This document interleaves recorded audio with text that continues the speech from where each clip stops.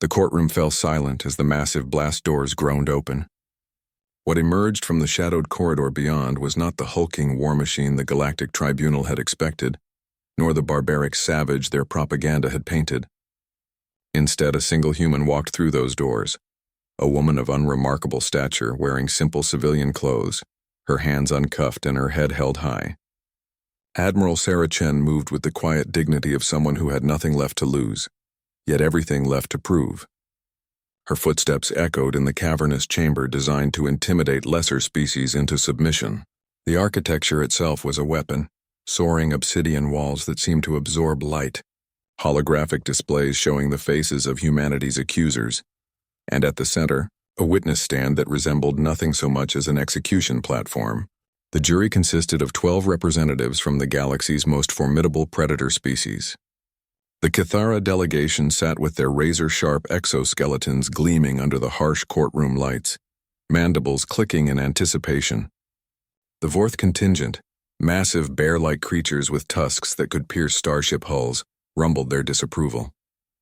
Most intimidating of all were the Nexari, ancient reptilian beings whose species had conquered 36 worlds before humanity had even discovered fire. At the prosecution's table, High Inquisitor Zexathul of the Kithara rose to his full 8-foot height. His voice carried the authority of a species that had never known defeat in battle. The defendant stands accused of the most heinous war crime in galactic history, the complete annihilation of the Zephyrian fleet at the Battle of Proxima Station.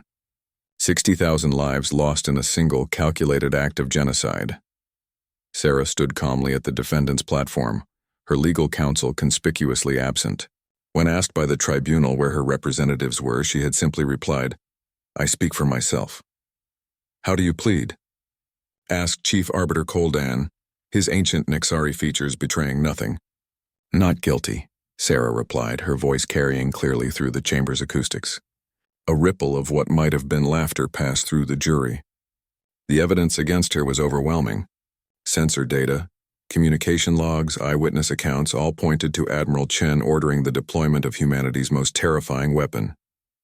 The Cascade Drive, a device that could chain-react stellar matter itself. High Inquisitor Zexthul activated the main holographic display. The Battle of Proxima Station played out in horrifying detail.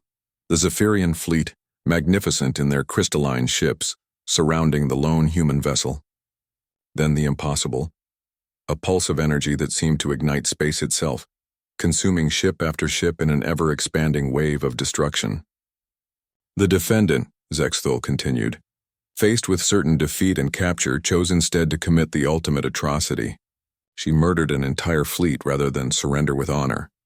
Sarah waited until the prosecutor finished before speaking. She didn't raise her voice, didn't gesture dramatically, didn't employ any of the rhetorical tricks expected in such proceedings. She simply began to tell the truth. "The Zephyrian fleet wasn't there to capture me," she said. "They were there to test their new bioweapon on the civilian population of Proxima Station. 3 million humans, including my daughter's family, lived on that station." The holographic display shifted at her gesture, showing communication intercepts that hadn't been presented by the prosecution. Zephyrian voices translated into galactic standard, discussing deployment patterns and optimal dispersal rates for something called the Grey Death.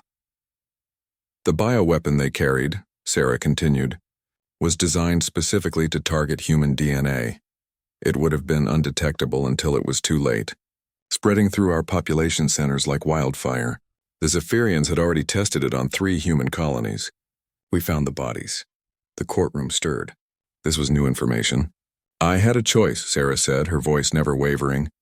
"I could allow 60,000 Zephyrian soldiers to commit genocide against 3 million human civilians, or I could stop them.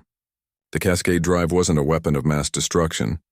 It was the only tool I had that could neutralize their bioweapon before it reached the station." High Inquisitor Zexthul's mandibles clicked in irritation. Even if these claims were true, the defendant had no right to. "No right?" Sarah's voice finally carried an edge of steel. "Tell me, Inquisitor, what would your people have done? What would any of your species have done if faced with the extinction of everything you hold dear?" For the first time in the proceedings, she turned to face the jury directly. "I know what you would have done. Each of you comes from a warrior culture. Each of your species has fought wars of survival. The Cathera burned the homeworld of the Silicate Confederation, rather than let them develop quantum weaponry.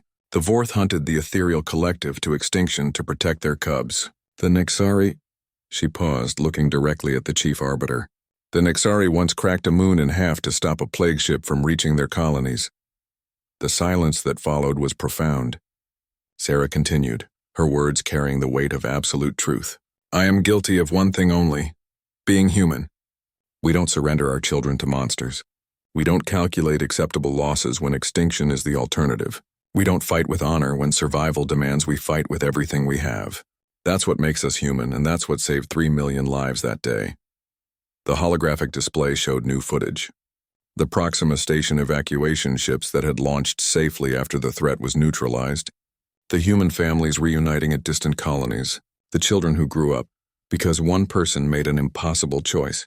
You want to know why I came here alone? Sarah asked. Because this isn't about me. This is about whether this galaxy will be a place where the strong protect the innocent, or where bureaucracy enables genocide. Judge me if you must. Execute me if you choose. But know this, every human in space will remember that when their backs were against the wall, they stood alone. The Chief Arbiter was silent for a long moment. Then slowly, the ancient Nexari rose to his feet. Around the chamber, something unprecedented happened. The entire jury of predator species stood in acknowledgement of something they recognized in this small human woman. The absolute unwillingness to yield when everything they loved was at stake. The tribunal, Chief Arbiter Koldan announced, finds the defendant not guilty of war crimes.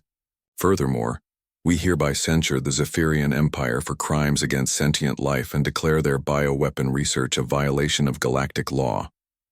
As Sarah walked out of the courtroom, she carried with her something more valuable than vindication, the respect of every warrior culture in the galaxy, earned not through strength of arms but through the strength of character that defined her species. In the halls of galactic power, a new understanding emerged. Humanity might be young, might be small, might lack the natural weapons of their neighbors, but when pushed to the brink, they possessed something that made them perhaps the most dangerous species in the galaxy. They would never stop fighting for their own,